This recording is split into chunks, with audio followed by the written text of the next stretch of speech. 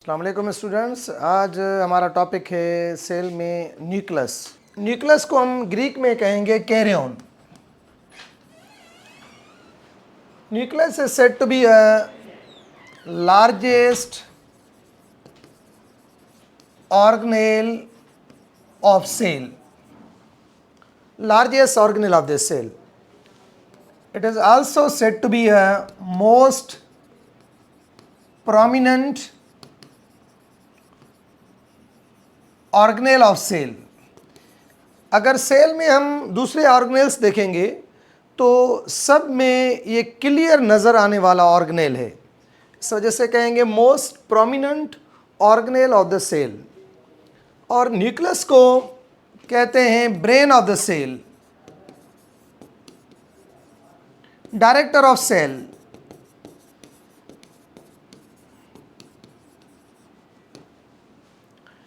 ये most important points हैं nucleus की।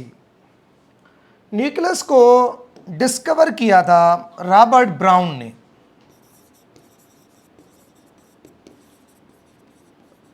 Robert Brown discover the nucleus.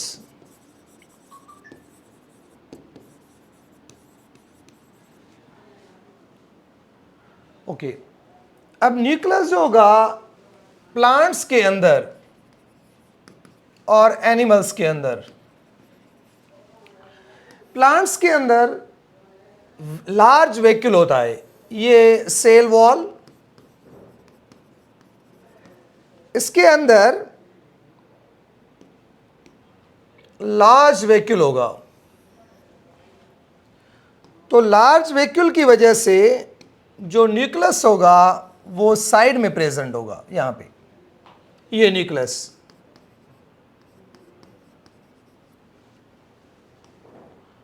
और ये vacuole, due to large central vacuole nucleus is found at the periphery region of the cell.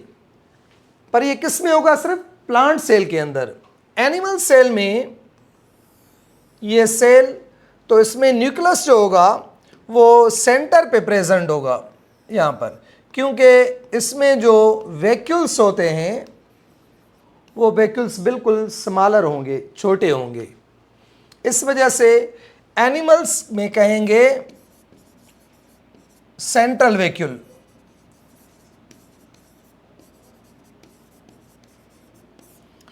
Large centrally placed nucleus. Nucleus में number of nucleus, अब ये unicellular animals यानी protozoans, unicellular animals protozoan के अंदर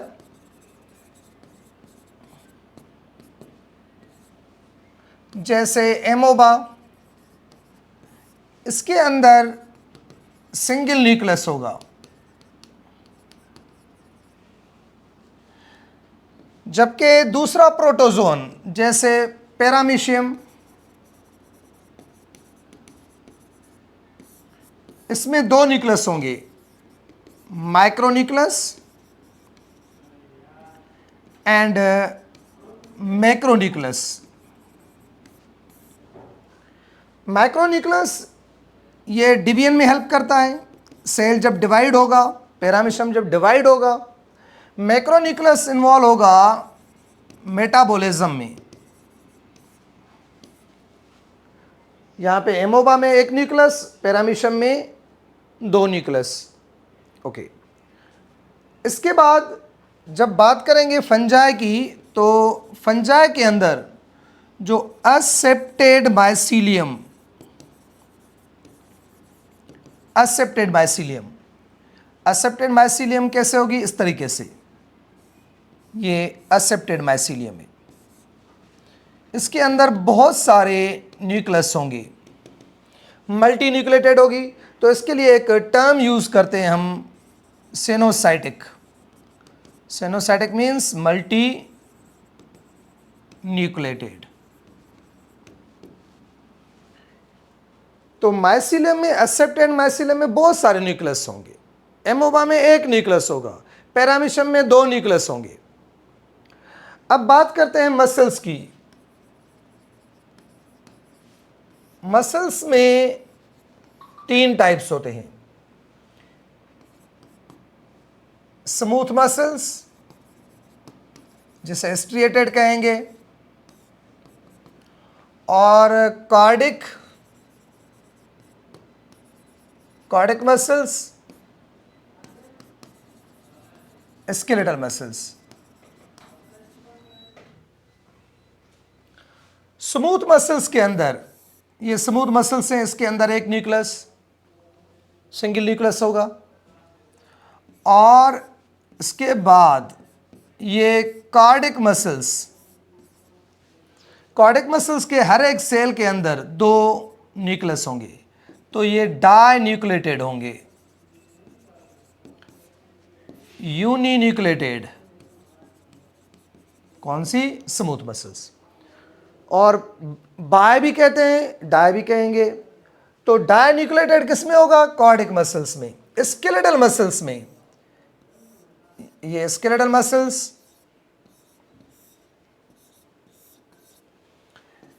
peripheral nucleus होगा, side में nucleus, पर बहुत सारे न्यूक्लियस,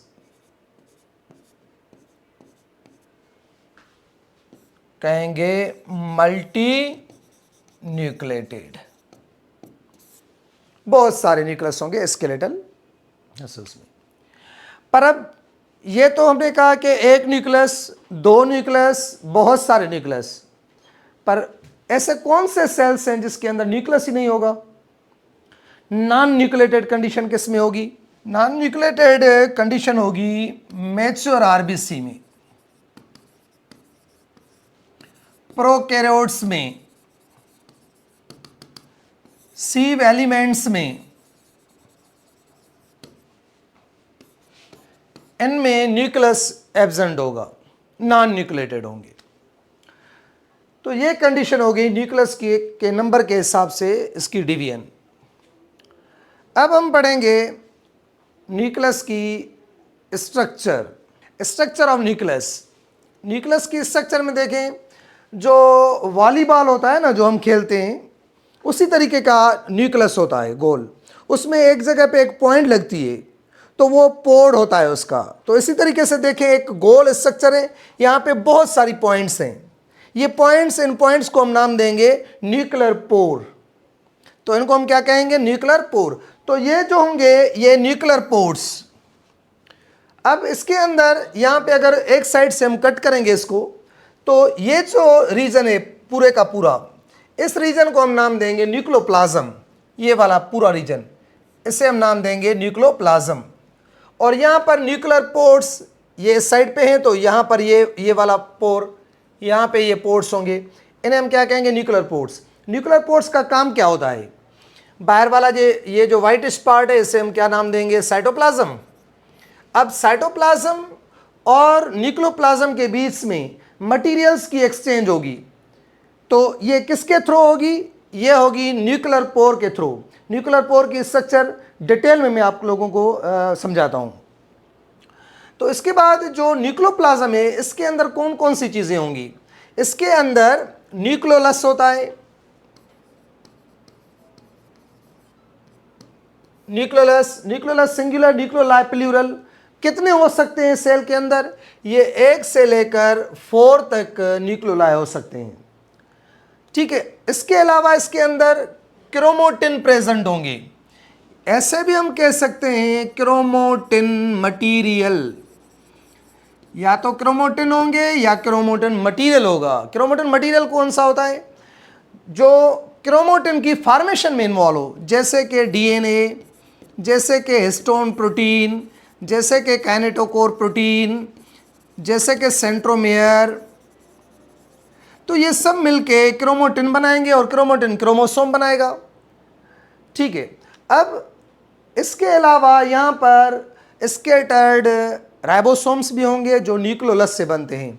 वो न्यूक्लियोलस से बन के न्यूक्लियर पोर के थ्रू साइटोप्लाज्म के अंदर चले जाएंगे। तो ये स्ट्रक्चर, असल में यहाँ पे अगर सिंपल स्ट्रक्चर देखेंगे हम, तो इसी तरीके से न्यूक्लियस होगा, और यहाँ पर ये न्यूक्लियोप्लाज्म, ये न्यूक्लियोप्लाज्म होगा। और इस जगह पे देखेंगे हम, तो यहाँ पे ये पोर्ट्स हैं,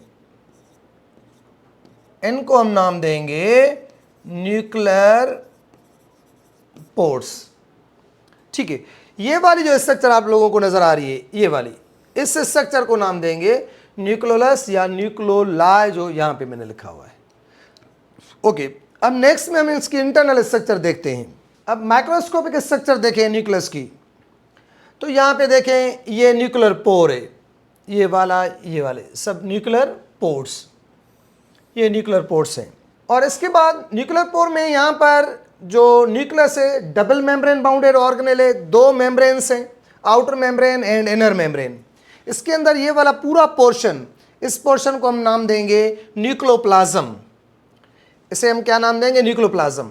अब न्यूक्लियोप्लाज्म के अंदर यहाँ पर ये रेड वाली स्ट्रक्चर आपको नजर आ रही होगी, इस रेड वाली स्ट्रक्चर को हम नाम देंगे न्यूक्लियोलस। ये वाला पार्ट है न्यूक्लियोलस। ओके, न्यूक्लियोलस के बाद न्यूक्लियोलस यहाँ पर एक स्ट्रक्चर है, इस स्ट्रक्चर को हम नाम देंगे इंटरन्यूक्लियर क्रोमोटिन। इंटरन्यूक्लियर क्रोमोटिन। और बाहर पे यहाँ पे जो सराउंड कर रहे हैं क्रोमोटिन, इसे हम नाम देंगे पेरीन्यूक्लियर क्रोमोटिन। यानी एक हो गया इंटरन्यूक्लियर क्रोमोटिन, दूसरा हो गया पेरीन्यूक्लियर क्रोमोटिन। तो यहाँ पे ये आउटर और यहाँ पे ये इनर मेम्ब्रेन। कुछ जगहों पे क्या होता है कि राइबोसोम्स निकल के बाहर वाली मेम्ब्रेन के साथ अटैच हो जाते हैं, जो पूरी यानी सराउंडिंग को कवर करेंगे। ये वाले जो डॉट डॉट्स नज़र आ रहे हैं, इसे हम नाम देंगे राइबोसोम्स। ये पूरी मेम्ब्रेन को कवर कर लेंगे। कहाँ से बनते हैं? ये न्यूक्लियोलस से बनेंगे। कहाँ पे अटैच होते हैं? रफ एंडोप्लाज्मिक रेटिकुलम के साथ अटैच होंगे ये राइबोसोम, ये RER। तो RER के साथ ये क्या होंगे? अटैच। उसके बाद ये निकलकर यहाँ से मेम्ब्रेन के साथ भी कुछ फ्यूज़ हो जाते हैं। कौन सी मेम्ब्रेन के साथ?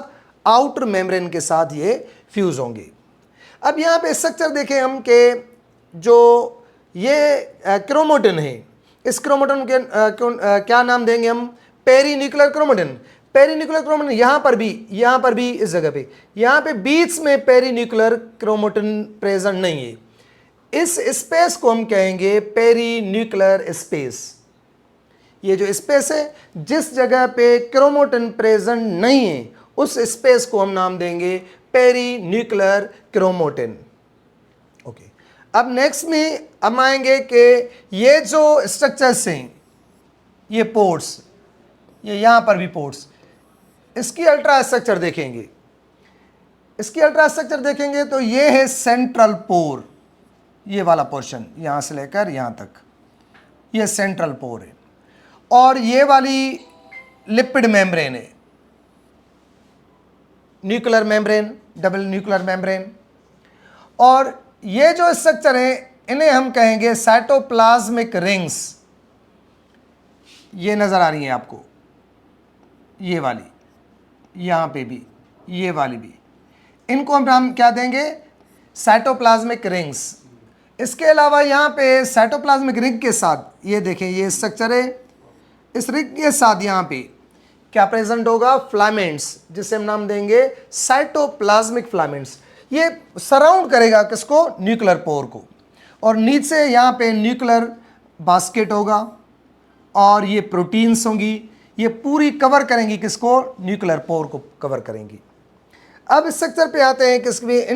Anatomy of nucleolus. न्यूक्लियोलस की स्ट्रक्चर देखें तो न्यूक्लियोलस में यहाँ पर पेरीन्यूक्लियर क्रोमोटिन, यहाँ पे अंदर ये स्ट्रक्चर नज़र आ रही है आपको, इस स्ट्रक्चर को नाम देंगे पेरीन्यूक्लियर क्रोमोटिन। बीच में यहाँ पे ये वाला जो पार्ट है ब्लू कलर का, इसे हम नाम देंगे इंट्रान्यूक्लियर क्रोमोटिन। तो एक हो गया पेरीन्यूक्लियर क्रोमोटिन, दूसरा हो गया इंट्रान्यूक्लियर क्रोमोटिन। यहाँ पे जो यहाँ ये जो पार्ट है, इस पार्ट को हम नाम देंगे मैट्रिक्स। मैट्रिक्स के अंदर ये फाइबर्स प्रेजेंट हैं, इसको हम नाम देंगे फिब्रिल्स, और ये हैं ग्रेन्यूल्स। अब मैट्रिक्स में क्या प्रेजेंट होगा? मैट्रिक्स के अंदर प्रोटीन होती है जो बायोकेमिकल एनवायरनमेंट प्रोवाइड करेगी न्यूक्लियोलस को। न्यूक्लियोलस को बायोकेमिकल एनवायरनमेंट देने का काम किसका होता है? प्रोटीन का, या प्रोटीनियस फ्लूइड भी कहते हैं हम इसको। पेरीन्यूक्लियर क्रोमेटिन का काम क्या है? पेरीन्यूक्लियर क्रोमेटिन में असल में ये डेंस आउटर हेट्रोक्रोमेटिन है। Dense outer heterochromatin. हेट्रोक्रोमेटिन और यूक्रोमेटिन क्या होते हैं? हेट्रोक्रोमेटिन और यूक्रोमेटिन ऐसा क्रोमेटिन होता है जिसमें एक्सप्रेशन की एबिलिटी हो, जो एक्सप्रेस होकर प्रोटीन बना सके। और हेट्रोक्रोमेटिन ऐसा क्रोमेटिन होता है जो कंडेंस होता है, हाईली कंडेंस, वो जीन एक्सप्रेशन में इन्वॉल्व नहीं होगा, प्रोटीन सिंथेसिस में इन्वॉल्व नहीं होगा। तो इसी तरीके से ये स्ट्रक्चर हो गई perinuclear chromatin. Perinuclear chromatin consist of heterochromatin ring. ये क्या करेगा? ये स्ट्रक्चरल सपोर्ट का काम करेगा। इसका काम होगा स्ट्रक्चरल सपोर्ट। दूसरा है इंट्रान्यूक्लियर क्रोमेटिन। ये लूप ऑफ आरएनए है असल में। इसको क्या कहते हैं हम? Loop of RNA. ये क्या करता है? Site for RNA transcription. जो आरएनए की ट्रांसक्रिप्शन होगी वो कहां पर होती है?